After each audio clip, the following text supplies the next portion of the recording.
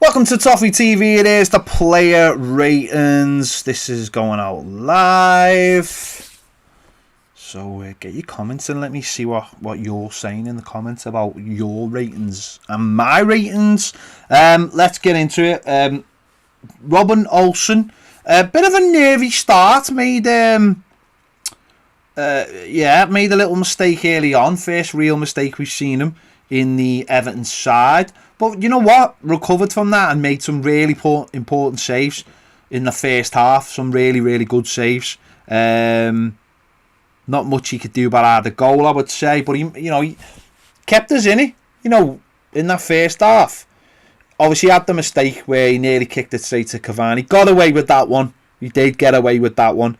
But his kicking was fine. And as I said, he was making good saves. So I've given him a 7. I've given him a 7, quite steady. Still quite a steady performance. Seamus Coleman, I've give a 6. Defensively was okay. Going forward, didn't really offer anything. Don't forget, this is his first game back. He's been out for quite a while. Come on at the weekend, obviously, but I thought he did okay, but he didn't really offer anything in attacking wise, and maybe isn't as solid as Mason Holgate, or doesn't quite have that intensity as Mason Holgate.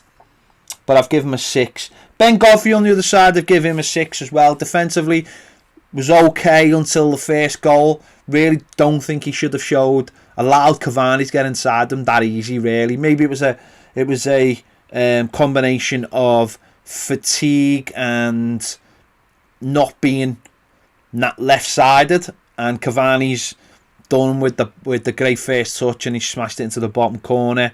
So I've given him a 6 as well. Michael Keane and Yerry Mina, I've given them 6s as well. Again, defensively okay. In possession, not very good. We weathered the storm in the first 20 minutes, and them two looked a little bit all over the place. But to be honest, once we settled down and we started playing deep, it suited both of them, and they really couldn't. Get past us other than that. For Cavani being brilliant. Keane looked shaky early on. I must admit, he did look very shaky early on. But I think he just pulled himself back from that just because of his defensive display for an hour was a 6 really. So everyone started shaky really, and Michael Keane.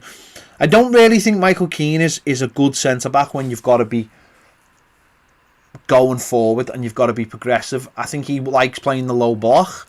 It suits him. That's why he's looked so good in the last 3 games. And I think when the game is on him, I'm not 100% sure. Mina's the same, I think, as well. They're both what they are, and some things suit them more than others. Pace doesn't suit either of them, but both of them made good clearance, good last ditch tackles. But I've given them both 6s anyway. Into midfield, the Corey, really difficult game to judge the Corey on, because he was just like a man on his own in mid-centre midfield. Sigurdsson was sort of playing off Dom, and Andre Gomes wasn't really providing much cover at all. So he was a little bit lost. Not lost, just he had too much to do. I've given him a 6, but he had too much to do in there. And yeah, he struggled. I don't think he, again, that fatigue factor coming into place. How after playing those games can you expect someone to do all that on his own? And I don't think he really could. So I've given him a 6. Andre Gomes, I've given a 3. I thought he was just very poor again. I just think it's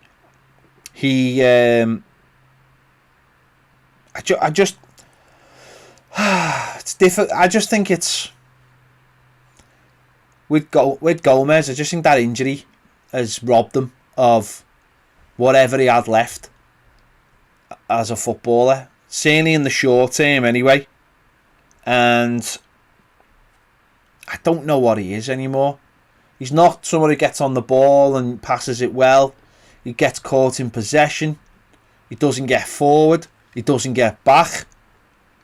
So I really struggle to know what he does and what he's trying to do. And him and Gylfi Sigurdsson today, they can't play together because there's not a defensive bone in the pair of them.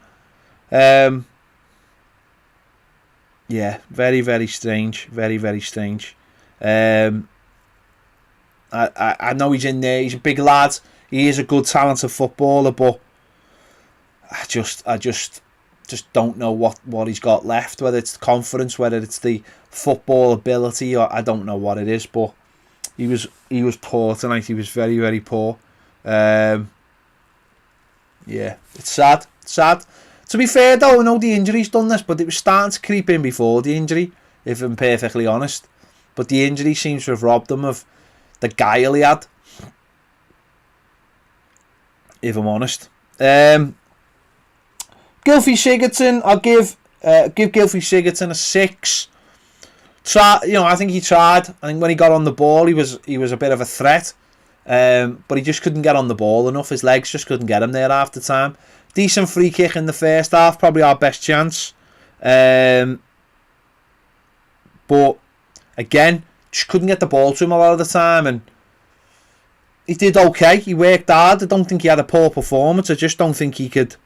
I don't think he could get on the ball enough. So I'm just laughing because I'm just seeing someone in the comments giving Olsen 4. Olsen kept us in that game for most of the game, so you're chatting absolute wambars there. So I just want to make that point very clear to you. Olsen he made one mistake in the first half.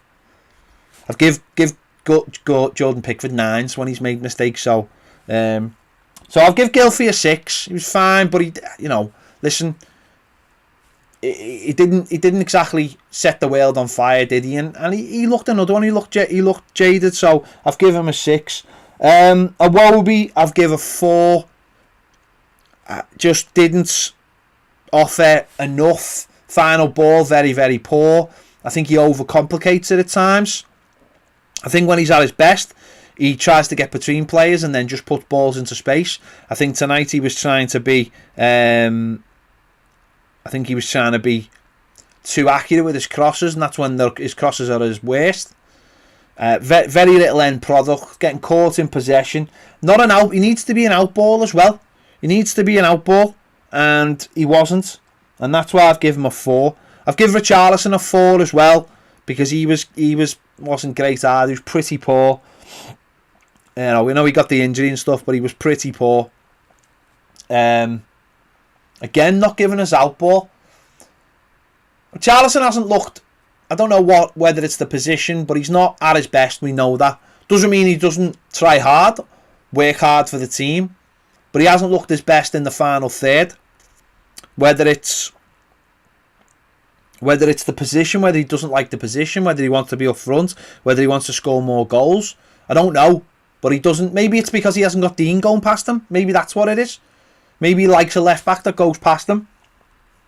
He certainly was better, obviously, when he had Dean and he had James Rodriguez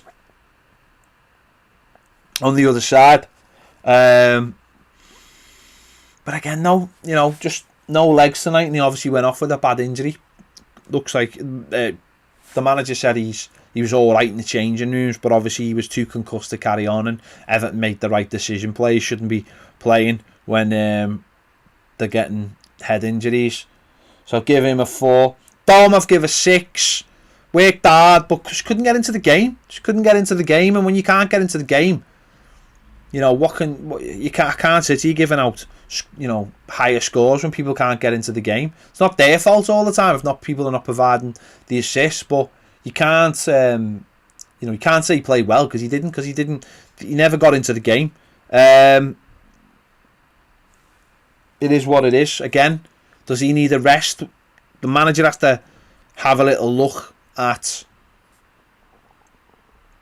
when is the best time. Maybe there isn't the best time. Maybe he plays against Sheffield United, Man City and West Ham and then has a break for the cup game. I don't know. But yeah, listen, I'm not criticising Dom at all. Absolutely no service tonight. Feeding off scraps. Not even any long balls to chase after.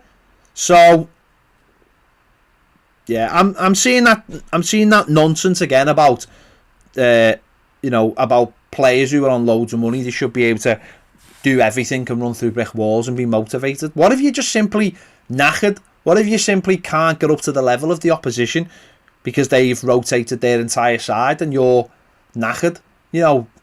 People just talk absolute nonsense. The subs, Tom Davis, give him a 5. Came on, tried to add a little bit of something to the midfield. Didn't really happen. So I've given him a 5. Bernard, I'll give a 3. I thought he was woeful. I actually thought it was probably the wrong sub. I think it might have suited Anthony Gordon a little bit more. Just because of the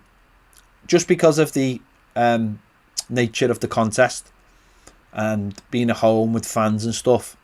I think it might have suited him a little bit more. But the manager took his choice. Bernard sadly just hasn't got the physicality to compete in the Premier League, it seems. It is one of those things. I expect him to leave the club in the next, if not January, this summer, and we have to get an upgrade on him, someone who can physically compete and be challenging for the first team. Lads have worked hard tonight. I'm not saying anyone hasn't worked hard. I just don't think that we've competed. It's as simple as that. Some players have worked harder than others and some haven't competed. I'm not having a moan at the players tonight. I've said that on me instant match reaction if you watched it. I'm not having a moan at the players tonight. I just think a lot of them looked well off it. And I hate Christmas football. I think it's crap. I think this is what happens. I think this is exactly what happens. You play games like that where your players are all knackered, or they're injured, or you've already got players injured. I just think it's rubbish, Christmas football. I know why we do it, because of TV, and that's it. If it wasn't on telly, I wouldn't have it, because I just think it's garbage. I really do. It's bad enough being in empty stadiums, but when you've got half the teams missing because they're injured, there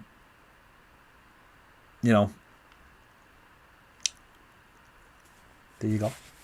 So let me know your thoughts in the comments. I've just seen people there go, "Don't you dare say Andy Gordon, you were having a go last week when I said we should be trying him out." Well, it's on the manager, isn't it? On the manager. I'm not having a go with the manager. He chose Bernard.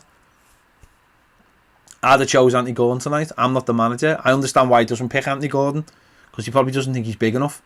But I don't particularly think Bernard's good enough. But if the manager doesn't think Andy Gordon's good enough, then that's the manager. I'm not arguing with him.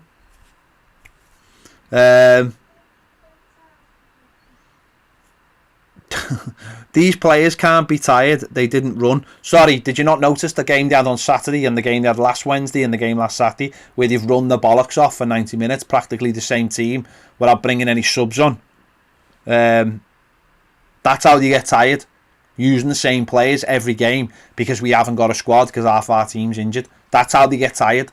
And they'll get increasingly more tired. But when there's no one to come on, or there's no one to move the squad around because we haven't got a good enough squad, then there's nothing you can do. There's nothing you can do. Players will get a chance, probably out of necessity. Maybe Bernard or Anthony Gordon will start on Saturday if Richarlison's not ready, or even if he might think Dom needs a rest and put Richarlison up front and bring someone on the left. That's the problem. They changed 9 players. We changed what? 2 outfielders. So there you go. They're my ratings anyway. Agree, disagree. It's up to you. It's up to you. They're just my opinion, and they're just player ratings. Let me know your thoughts in the comments. Make sure to check out my instant match reaction if you haven't already, and Baz's videos when he puts them out. Thank you for watching. If you want more great videos, join us over on Patreon. See you later.